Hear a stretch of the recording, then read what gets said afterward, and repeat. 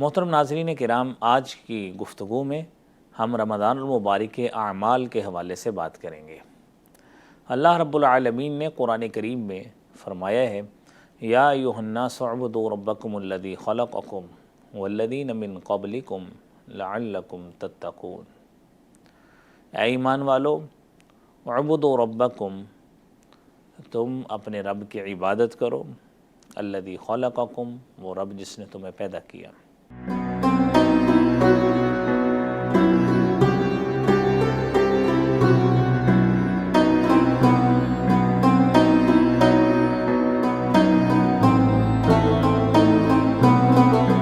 بسم اللہ والحمد للہ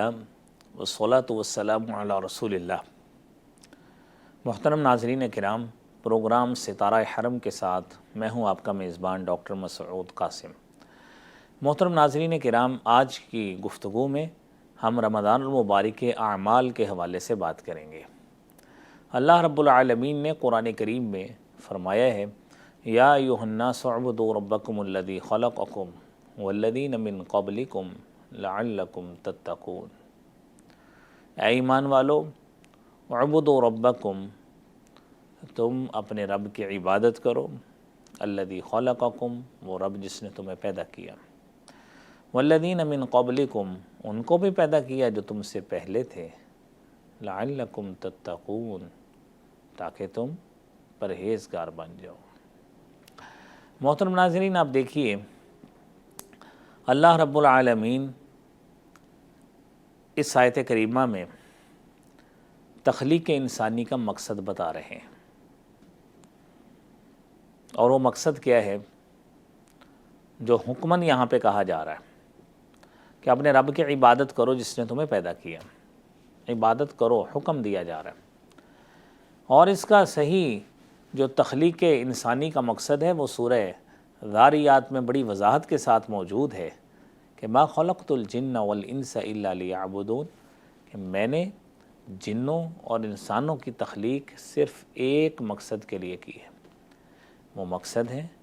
عبادت الہی، یہ مقصد ہے۔ نبی محترم صلی اللہ علیہ وآلہ وسلم نے جو ہماری تربیت فرمائی ہے، اس تربیت کی روشنی میں ہم اخلاق فاضلہ کے اس حد تک پابند ہیں یا پابند ہونا چاہیے ہمیں کہ ہمارا ہر وقت عبادت میں گزرے، ہر گھڑی اللہ کی عبادت میں گزرے، ہر لمحہ ایسے کیفیت میں گزرے کہ ہمارا رب ہم سے راضی اور خوش ہو جائے۔ محترم ناظرین، آپ اس حوالے سے دیکھیے کہ رمضان المبارک کا مہینہ یہ ہمارے لیے کتنی برکتیں اور کتنی سعادتیں لے کے آتا ہے۔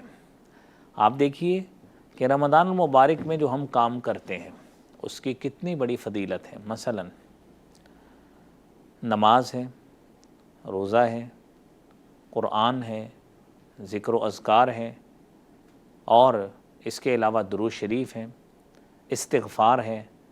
یہ وہ اعمال ہیں جو ہم بالخصوص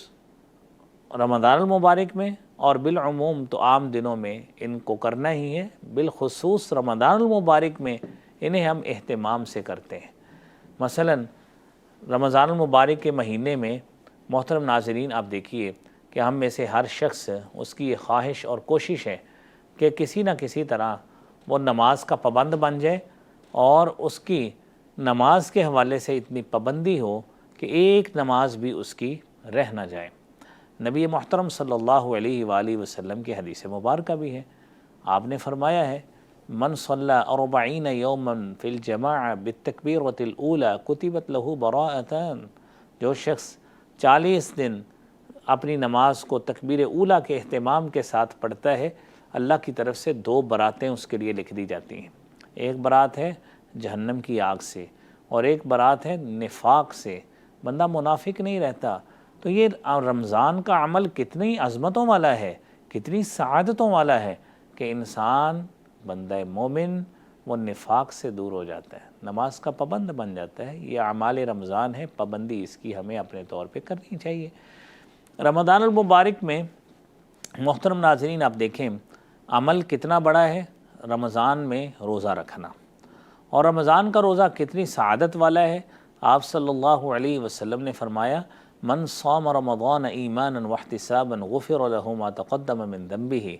جو شخص رمضان کا روزہ رکھتا ہے ایمان کی حالت میں ثواب کی نیت کے ساتھ، اللہ رب العالمین اس کے لیے اس کے سابقہ گناہوں کو معاف فرما دیتے ہیں۔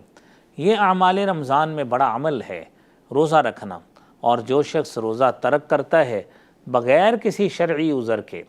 کیونکہ اللہ رب العالمین نے جو عذر بتائے ہیں، فرمایا من کان منکم مریضا، جو شخص مریض ہو، او علی سفر،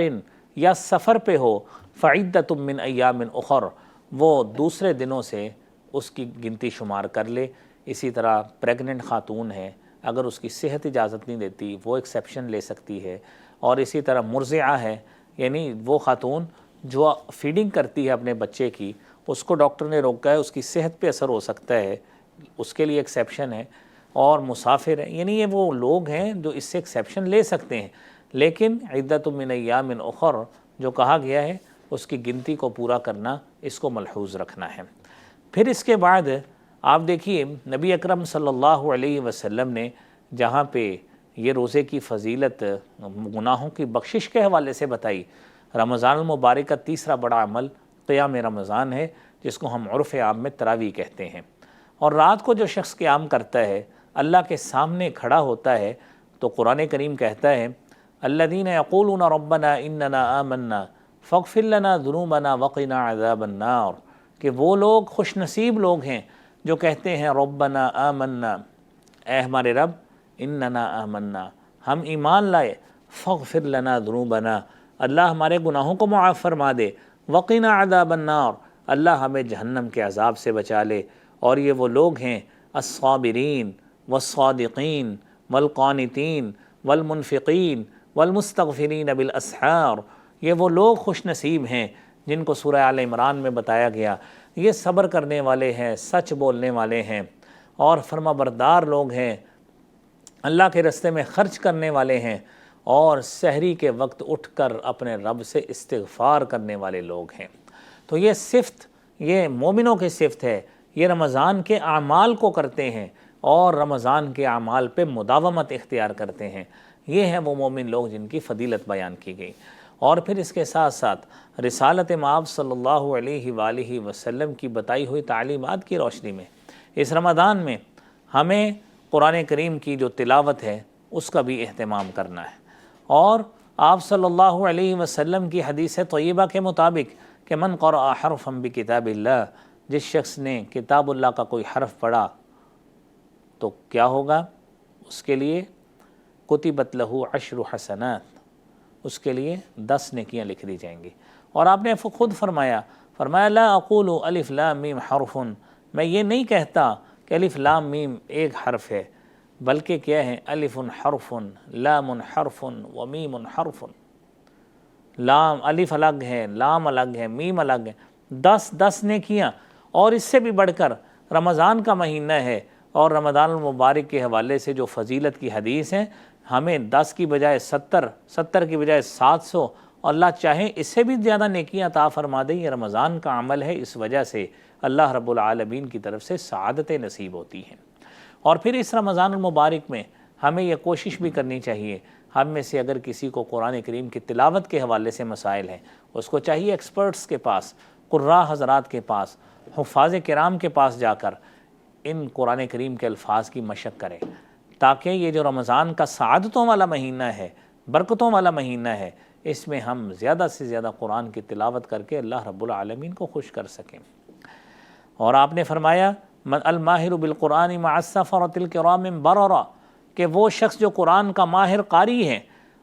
اس کی کیفیت یہ ہوگی، کل قیامت کا روز ہوگا، اللہ تعالیٰ موقر فرشتوں سے اس کا ساتھ نصیب فرمائیں گے۔ ساتھ ہی فرمایا من ذا الذی یقرأ القرآن، جو شخص قرآن پڑھتا ہے وَيَتَتَعْتَعُ فِيهَا، اور وہ اٹکتا ہے، and he feels stammering while he is reciting the holy Quran، کہ کیا ہے، تتلاہٹ آتی ہے، اور he is not able to pronounce a single word of the holy Quran in a correct way، کہ وہ کیا کرتا ہے، اچھے طریقے سے الفاظ نہیں ادا کر سکتا، but he tries his moral best، بہترین کوشش کرتا ہے، محنت کرتا ہے۔ تو کیا ہے، آپ نے فرمایا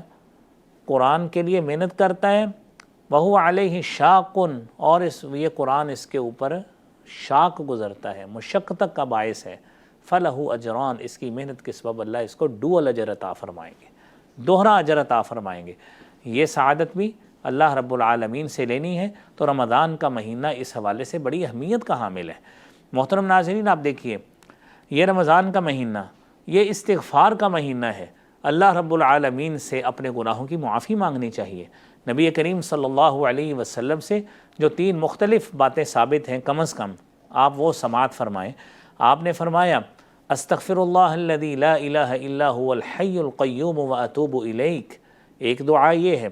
استغفر اللہ الذی لا الہ الا هو الحی القیوم واتوب الیہ، استغفر اللہ من کل ذنب واتوب الیہ، اے اللہ میں تجھ سے ہر گناہ کا استغفار کرتا ہوں، واتوب الیک، اللہ تیری طرف رجوع کرتا ہوں۔ اور پھر کم از کم استغفر اللہ یہ لفظ یہ رمضان المبارک میں کثرت کے ساتھ ہمیں اس کی تسبیح کرنی چاہیے۔ اور آپ نے تو یہاں تک فرمایا من لزم الاستغفار، جو شخص استغفار کو لازم پکڑ لیتا ہے، یعنی اپنی عادت بنا لیتا ہے، اپنے عمل کا حصہ بنا لیتا ہے اور اس پہ ہمیشگی کرتا ہے اور کنسسٹنسی اس پہ شو کرتا ہے، مستقل مزاجی دکھاتا ہے، فرمایا جعل اللہ من کل ضیق مخرجا، اللہ کریم اس کے لیے تنگی سے نکلنے کا رستہ بنا دیتے ہیں، ومن کل ہم فرجا، ہر غم سے ہر پریشانی سے کشادگی کا رستہ اللہ بنا دیتے ہیں، وَيَرْزُقُهُ مِنْ حَيْثُ لَا يَحْتَسِبُ، اور اللہ اس کو ان ذرائع سے رزق دیتے ہیں جہاں پہ بندے کو گمان بھی نہیں ہوتا۔ تو محترم ناظرین، اس رمضان کے مہینے میں ہمیں زیادہ سے زیادہ ان چیزوں کا اہتمام کرنا چاہیے۔ اعمال رمضان کے اعمال